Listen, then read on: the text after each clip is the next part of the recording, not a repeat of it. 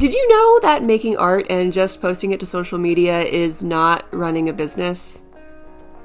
Yeah, I know it sounds pretty simple when you put it that way, but I have fallen into this trap of believing that it should be that easy. To be fair, easy is not the right word. Making art in itself, definitely not easy. Social media, not easy at all, especially when you hate it.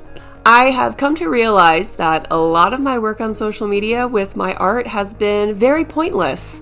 And let me know if this sounds familiar to you as well. Step 1, you make an art, you're really proud of it, you really want to show it to people. Step 2, you post the art.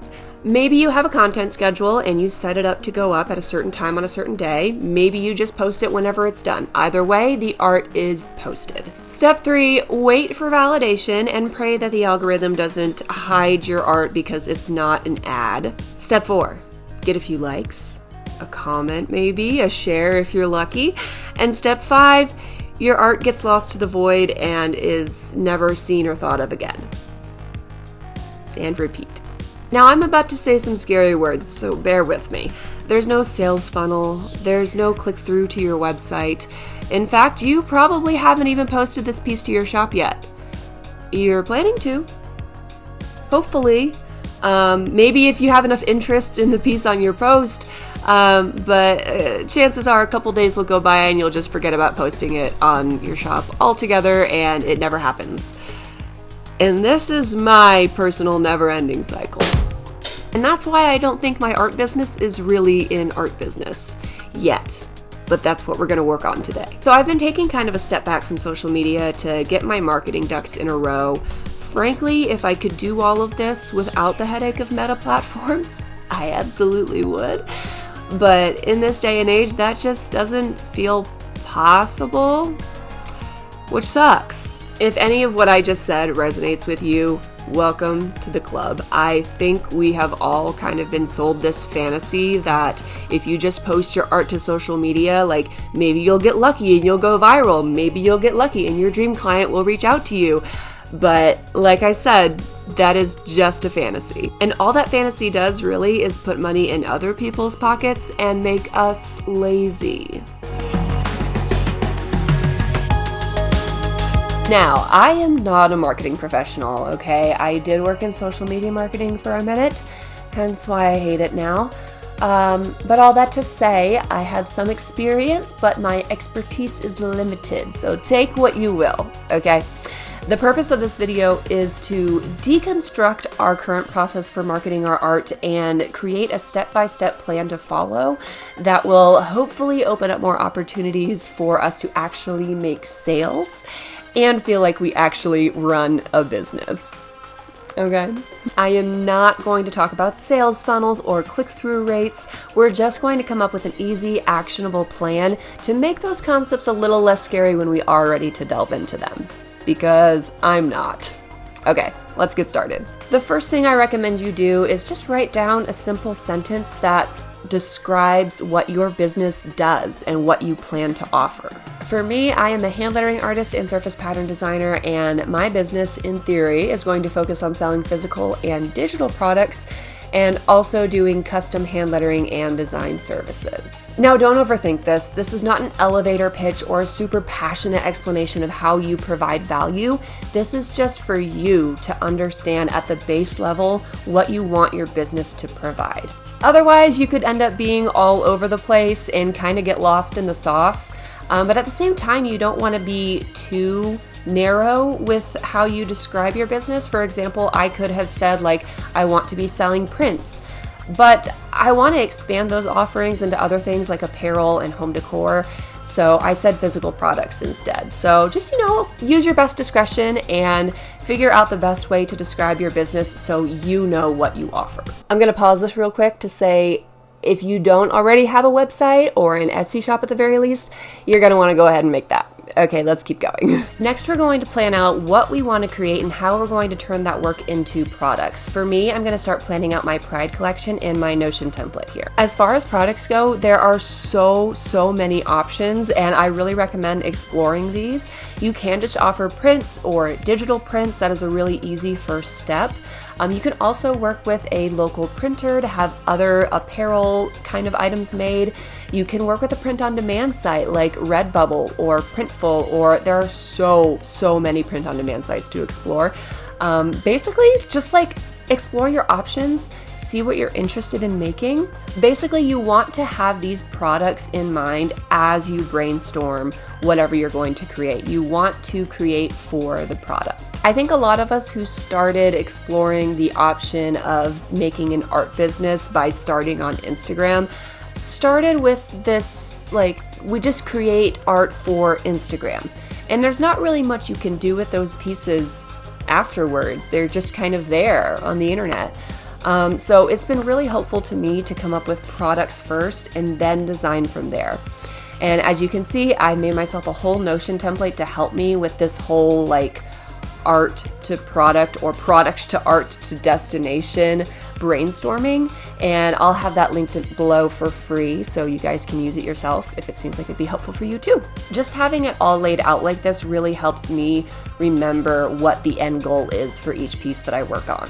And if you need product ideas, I recommend checking out Etsy or Redbubble and just seeing what other artists are putting their artwork on. Once we've planned out our designs and our products, we're going to figure out when we want these to go live on our shop. And no, we are not even touching social media yet. I have a couple notes taken over here, and so if you see me looking this way, that is what I am looking at. But I want to release my Pride collection like mid-April. That'll give people plenty of time to discover the product, decide they want to buy the product and order the product, and then allow time for shipping in time for June, which is the US's Pride Month. You kind of have to think about seasonal things like this backwards. So if you have like Christmas stuff, you really want to start working on that in the summer. Some people start even earlier. It's kind of crazy. There are lots of different resources online for like when to start working on different seasonal products and when to have them available on print on demand. And I'll leave some of those in the description below that I have found helpful. So I want to release my Pride collection by April 26th, which is the end of Lesbian Visibility Week and my birthday week. So that is perfect. So that means I have to have all of my art and products ready by April 26th.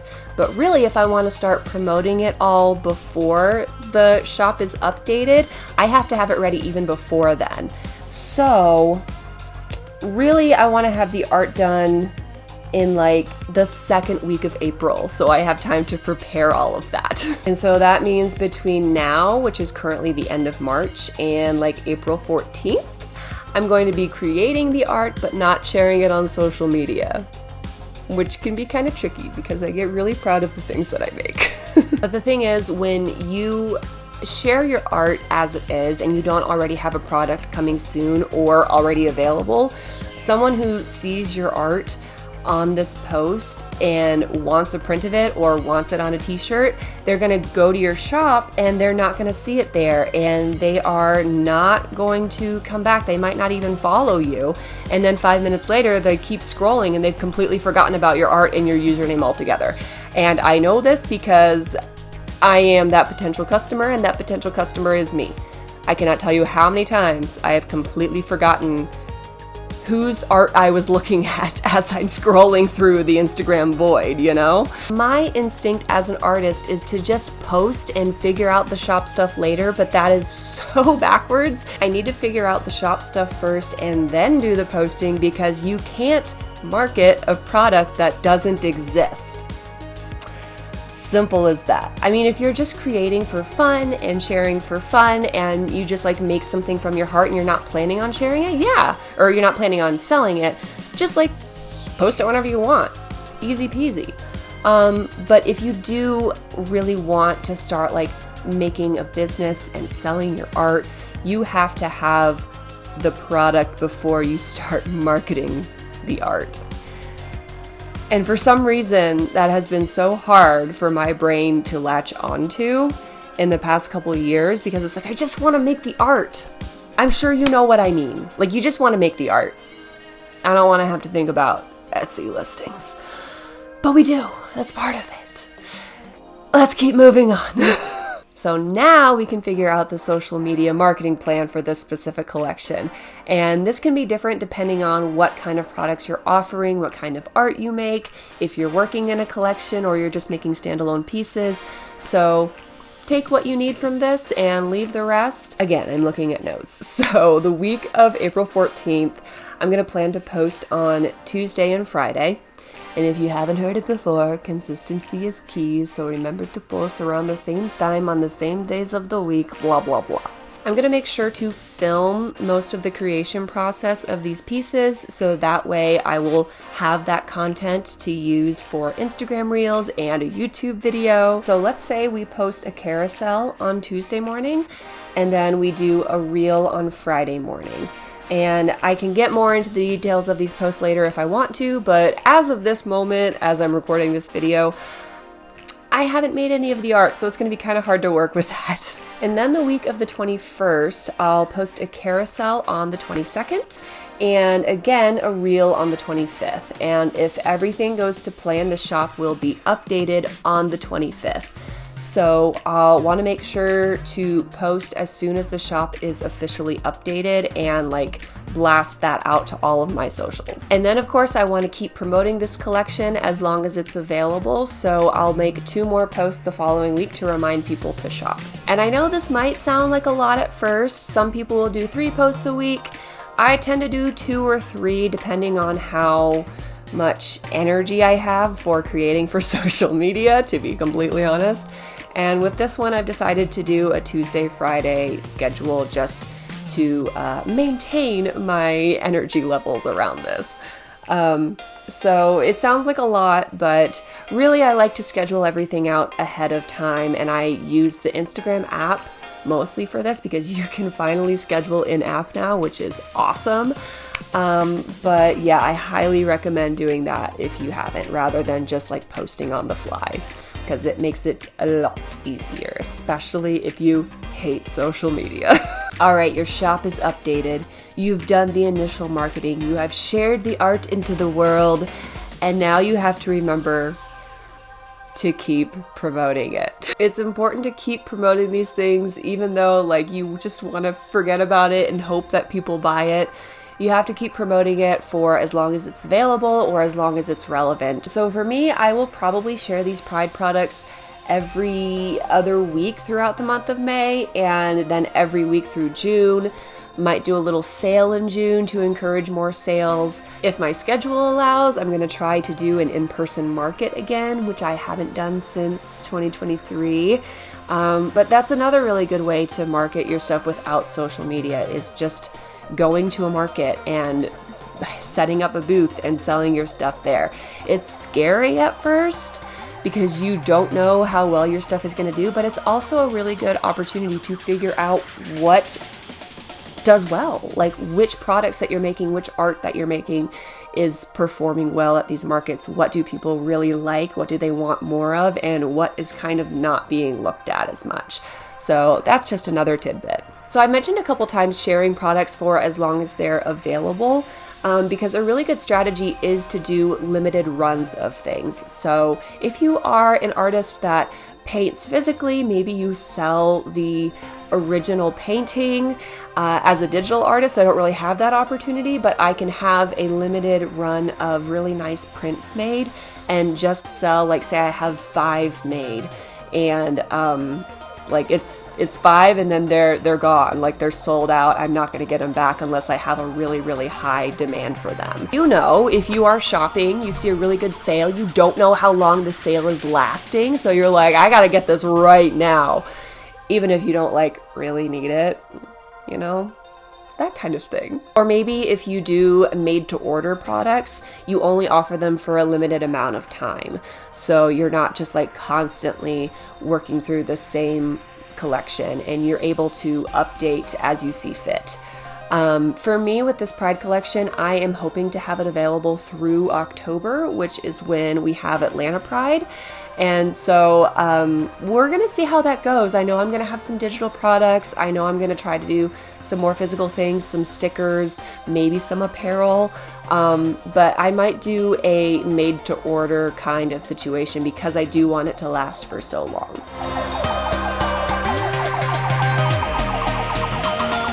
Now, if planning your art for products sounds restricting and maybe like it would limit your creativity, that is honestly how I felt about it too at first. I just wanted to make whatever I wanted to make and not worry about how it would appear on a mug or a shirt or a water bottle or what have you. But it turns out I actually get really excited about that part. I really love kind of working within those boundaries to create something really unique. And especially if you have like a template from a site like Printify, or what is it? Printify is one, Printful is another. I use one or the other, I can't remember which. But those sites will offer templates for all the products that they allow you to sell print on demand. And so just playing with those templates and even just putting them on the mock-ups just to see how they look is a really fun part of the process for me. Boundaries can actually be really good for our creativity sometimes, especially when you're like me and you want to try just like everything and all the different styles and you don't know where to stop. So now when I make my collections, I like pick a style to experiment with. And instead of doing just one or two pieces with that style and then moving on to something different, I get to fully explore it within a full collection. And just like having that boundary that like, oh, I'm going to do this whole collection in block print style allows me to like just know what I'm doing, you know, and not think, oh, I'm going to do this one in block print. I'm going to do this one like it's a really textured, just like digital design. But those boundaries really help me know what I am creating and add some clarity to the process. So if it sounds scary, if it sounds limiting, but you still really want to figure out like how to sell your art as products, start with prints. Prints and stickers are really easy, but I do recommend exploring your product options some more with templates and mock-ups and just seeing what you can make because it can be really fun. So anyway, that is my plan to turn what is currently my fake business into a real one, hopefully. Obviously, it's not going to change everything overnight. We can't expect that, but I do think this is a step in the right direction. So wish me luck, and if you are in this process with me too, I am wishing you so much luck. It is so hard to exist as an artist and be trying to sell things on the internet, the AI-infested internet that it has become. But I think if we have the right plan and the right attitude going into it, we can make it happen. If you have any questions about anything I touched on in this video or would like some elaboration, just let me know in the comments and I can either respond in a comment or I might make a whole video. I can totally make a video about product options and print on demand if you guys are interested. I can also make a video about like how to prepare your designs for different types of print because I have done a lot of that in the recent years. And it's very interesting. So if either of those sound good to you, just let me know and I'll try to make it happen. Again, I'm going to have that free Notion template linked in the description below, and all it takes is your email address and you'll get an automated email with the link to duplicate that template into your Notion. So thank you so much for being here, and I will see you again soon. Bye.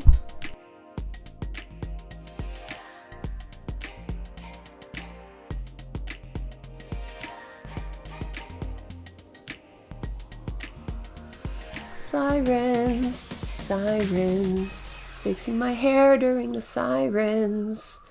I need water soon, I don't have any near me. Atlanta, Atlanta.